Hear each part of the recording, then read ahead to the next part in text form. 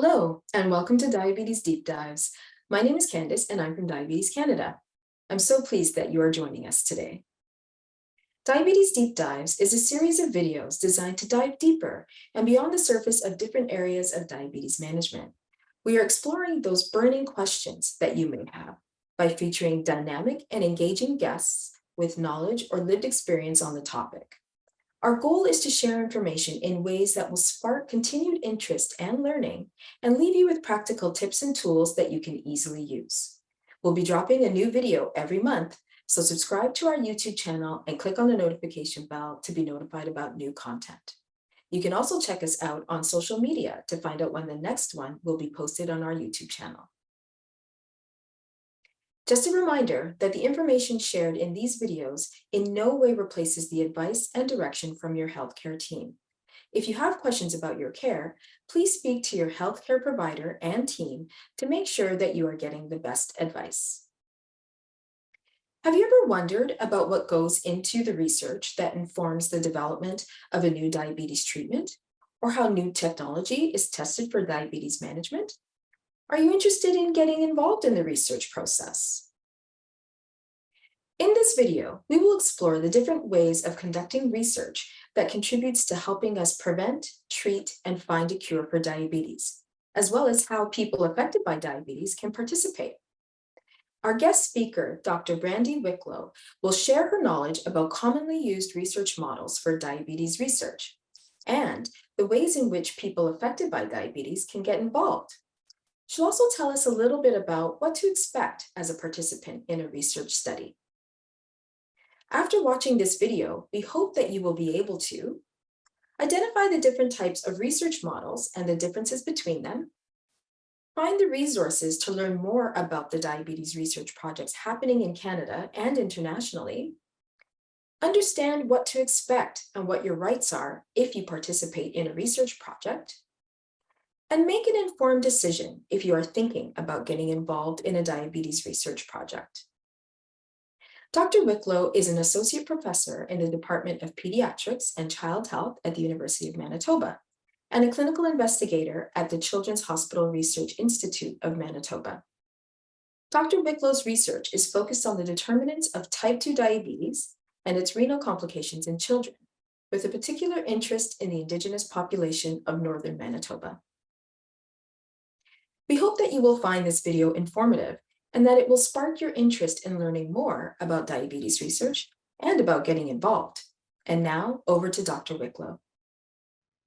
Research in clinical trials is the basis of everything we know about diabetes. That's how we learned how to diagnose diabetes, how to screen for diabetes and its complications, how to treat and manage blood sugars, and how to prevent complications and support people living well with diabetes. As a physician, all of the clinical practice guidelines that I follow in my clinical practice are informed by this clinical research. Just like there are many different types of diabetes and many different populations of people affected by diabetes, so the research is quite broad in this area. Researchers cover anything from what are the most important and relevant questions to people living with diabetes, how do we support people in terms of their mental health, their nutrition, and their physical activity when living with diabetes, how to prevent diabetes, and perhaps most importantly to those living with diabetes, how to find a cure. Because all of these questions are very different and very important. There are a multitude of different studies and different study types that someone living with diabetes can get involved with. We're going to go through a few of those today on this deep dive looking at clinical research in diabetes. When people think about research, and specifically research into diabetes, they often think about two things: the research that's looking into a cure and the research to prevent diabetes. Many of these research trials are clinical trials, and often they're randomized clinical trials. A randomized clinical trial is a clinical trial that looks at a new medication, a new preventative measure, a new treatment for prevention of complications, a new way to monitor or screen, And it compares these new innovations to common practice or the current standard of clinical practice that you would experience when you go to see your doctor on a regular basis. These new treatments or therapies have often been trialed in cellular models or animal models, and at some point those same therapies need to be tried in humans with diabetes so that we can ensure that they're safe, they're tolerable, and they're efficacious, or they work well. Oftentimes, these types of trials are what we call randomized. Randomization is really just like a flip of the coin. If you're enrolled in a trial and you're going to be randomized, what that means is you are going to be randomly selected to be either in the treatment group, trying the brand new drug, the brand new method of dosing, the brand new way of screening. And if you are randomized into the control group, you'll be getting your usual care by your usual clinician through usual means. Occasionally, control groups will also experience additional testing, screening, or questionnaires that are given to the group that is receiving the intervention in order to compare things like tolerability, side effects, quality of life. These trials are incredibly important, and they're a way to get a new medication, such as empagliflozin, a closed-loop insulin pump system, from discovery and development to the market. And only when these types of research studies have shown that a medication or an innovation is safe, is effective, and oftentimes is superior to what we currently have and can recommend for people living with diabetes, will it be made available through Health Canada for all people living with diabetes to be able to use. Prevention trials are often similar. They're randomized trials, but they're performed in a population of people who have not yet developed diabetes or who have not yet developed complications of diabetes.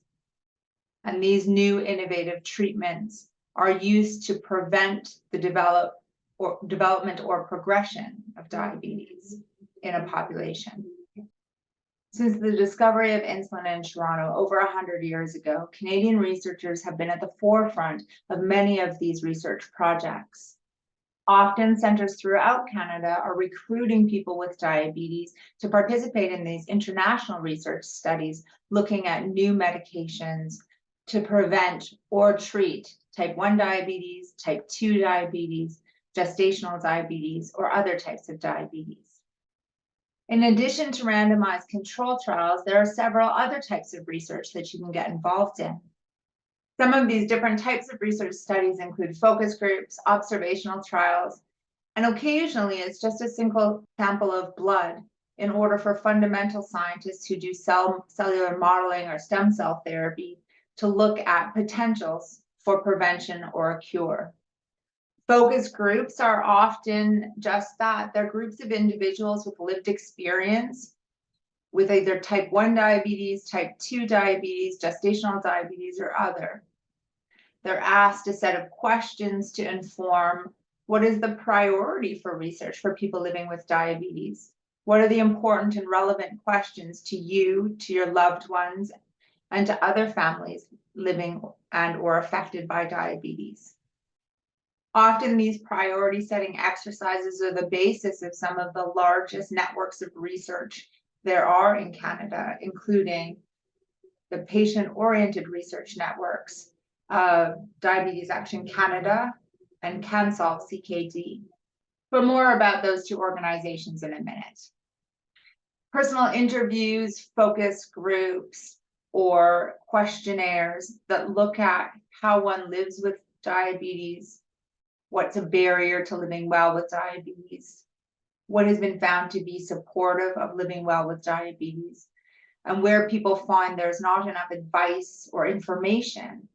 These are the places where researchers are going to focus their efforts in the future. Currently, research at sites across Canada are looking at what's important to people living with diabetes in the research realm. How do we deliver care in the best possible way? How do we screen for and prevent complications of diabetes? How do we transfer or transition patients from a pediatric diabetes clinic to an adult diabetes clinic in the safe and most effective way?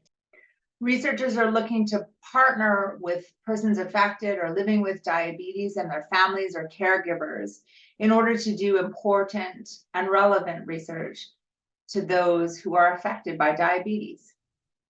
As I mentioned previously, there are several organizations which have information for patients and families, which outlines some of the different projects that are happening in Canada and how you might be able to get involved. One of those is Diabetes Action Canada. If you Google Diabetes Action Canada, you'll come to a face page, which includes an area for patients or persons living with diabetes. It also includes an outline of all of the researchers in Canada who belong to the organization and some of the work that they are doing. Through Diabetes Action Canada, there is a project called Connect 1D.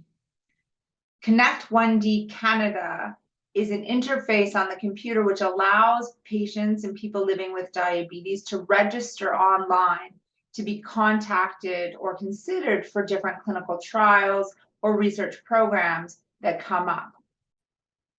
Other websites with useful information to look at research being done in diabetes across Canada include Diabetes Canada, the Juvenile Diabetes Research Foundation, or JDRF, and CanSolve CKD, which looks specifically at kidney outcomes of people living with diabetes. In addition to these websites, there are also international websites that outline some of the projects where Canadians are included. This includes TrialNet. TrialNet is a type 1 diabetes screening and prevention platform. It's looking specifically at the genetic risks of diabetes and also the environmental risks of diabetes. TrialNet is an international research organization that runs prevention trials in diabetes and also screening for diabetes. Specific research projects include looking at the genetic basis and risk of diabetes, early detection of diabetes in order to use preventative novel therapies to delay the onset of diabetes or prevent it altogether. Other research programs can be found on a government website called clinicaltrials.gov. This is where clinical trials register all of their inclusion criteria, exclusion criteria, what the study questions are, and who they're looking for in terms of participation. Oftentimes, if you type in the search type 1 diabetes, type 2 diabetes, gestational diabetes, or whatever it is that is relevant to you into the search box up top, it will also allow you to search by country. If there's a Canadian site that is recruiting for one of those studies that you're interested in, there's oftentimes a contact information at the bottom of the page, which allows you to connect with the researchers directly. Finally, there's your local healthcare practitioners. Often, although as a physician myself, I don't always know about every new clinical trial or every research project that's happening in Canada, if there are specific ones that are of interest to you with respect to exercise and hypoglycemia, closed loop insulin pump systems, or mental health supports for diabetes distress or diabetes burnout, I can often find those projects for you by using my own connections in the field. And now I know you're asking, how can I get involved? You can start by talking to your healthcare provider about what speaks to you. What are the most important research questions that you think there are in the field of diabetes? What's relevant to you and to your family? Then often your physician, allied healthcare provider, diabetes educator can lead you to a website like one of the ones we spoke of above, which will allow you to see what current projects are happening within Canada, North America, or internationally. Oftentimes with the help of your physician, your diabetes educator, or another allied health professional, You'll be able to get connected to the primary researcher of those projects to look to see if you're eligible to participate. If you're deemed eligible to participate, then there you go. You've started your research journey. Oftentimes I'm asked, what about my privacy, my confidentiality? Who's going to know that I'm participating in this trial? Who gets to look at my A1Cs over time? How many people are going to see what my BMI is over time, or how much physical activity I do on a regular basis, or what I eat? All research projects are reviewed and overseen by an institutional ethics review board. The purpose of that board is to make sure that you're safe in a trial, and also that your data is protected and it protects your privacy and confidentiality. Every trial that you enroll in will give you a unique study identification number. Most trials will not have any information about you, including name, address, birth date, attached to either your questionnaire answers, your food diaries, your blood samples, or your urine samples. These are all what we call anonymized or given a code, so that even if someone were to see the results of your blood test, they would have no idea that they belong to you. Your rights as a patient are to expect that the researchers follow their institutional ethics review board suggestions in terms of privacy and confidentiality, that they keep all of your data safe in a secure network that is not hackable by outside sources and is password protected, that your data does not leave institutional software and is not placed on personal equipment.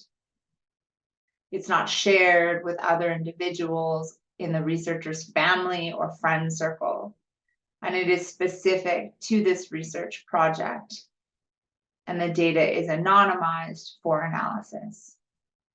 Your data is often kept for several years within a locked facility on a secured computer hard drive within an institution, just in case there are questions about data quality, the data analysis, or the outcomes of the data when the study or trial is ended.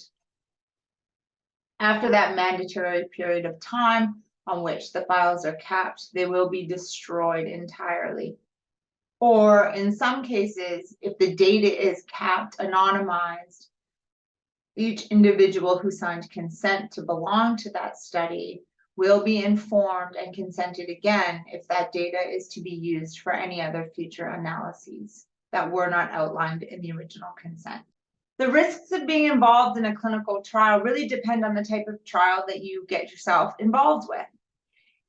Some clinical studies that are looking at priority setting, what are the most relevant questions to people living with diabetes to inform what researchers actually research, to how does mental health support or exercise advice or nutrition advice impact the lives of people with diabetes. And finally, there are clinical trials that are looking at novel medications or new ways to give insulin therapy in terms of management or prevention of diabetes. In the former, often those studies involve focus groups or interviews, some questionnaires, sometimes observational or longitudinal follow-up of blood work or complication screening. There's often little risk associated with these types of studies, as there's no novel intervention or drug being introduced. When getting involved in a treatment trial, then there is the possibility that you'll be randomized to a drug that currently either isn't licensed or isn't standard of care for people who are living with diabetes. With that comes some risk that the newer type of drug or medication either will have a side effect that you don't tolerate, or perhaps won't work as well in you with respect to glycemic management, complication management, or prevention of complications. Oftentimes, the risks that are associated with clinical trials that are trying new medications or new technology, these risks are decreased because these have been either tried in a population without diabetes prior to being tried in a larger population of people with diabetes, or they've been tried in other animal models in terms of safety and efficacy. Oftentimes, the trial methodology includes very close follow-up, more frequent blood work, and more frequent contact with your physician or the study physician to ensure that you are safe, that you are tolerating the intervention or the new treatment, and that things are going well for you within the study trial. As always, if you're not doing well in the study, the medication doesn't appear to be working, or you're having significant side effects, you might be withdrawn from the trial by the study doctor who doesn't think it's in your best interest, or you're always able to withdraw yourself from any clinical trial at any time. If you decide to stop participation in any trial, that's okay. You'll still get clinical care by your clinical team. It won't impact how your doctors care for you. It also doesn't impact whether or not you will be eligible to participate in a trial in the future. As a physician and a clinical researcher, I can tell you that we understand that participating in a clinical trial at any given time isn't the right thing for everybody. And sometimes, even though you start a clinical trial, it doesn't benefit you to continue. And perhaps in the future, there will be a better clinical trial for you. During a clinical trial, it's difficult to give feedback on the trial design or the trial protocol, meaning what you have to do during the trial in terms of changing the trial protocol. Oftentimes, clinical trials have very standard and set protocols that every participating site follows across Canada, North America, or internationally, depending on where the trial is being rolled out. So often, if you don't think that the visits are timed right, or that you should be answering that many questionnaires, there's often not an option at that point to make a change to that clinical trial. However, researchers are always looking for input of people who are participants in their trials and people with lived experience in order to make these trials more approachable for participation, to make it easier and less burdensome on people who have agreed to participate in these trials, and also to inform how to make future clinical trials better for people living with diabetes. Oftentimes, researchers are looking for participants in their trial to help them decide whether or not what happens in a clinical trial is actually possible or can be translated into real life and real day-to-day living. And this is important because once a new treatment or a new mode of therapy or a new screening protocol is put into place, then it will become standard of practice with the expectation that this will be useful and non-burdensome to people living with diabetes. Sometimes at the end of the trial or near the end of the trial, the researchers will have an exit interview. This is one of the formal ways to give feedback with respect to your experience in the trial, what measures you thought were most important, what measures you thought were more or less relevant to you and your lived experience. All of these things are incredibly important to designing the next clinical trial. If there isn't a formal exit interview or way to provide feedback, you're always welcome to provide feedback by asking to speak to the study principal investigator or a member of the research team.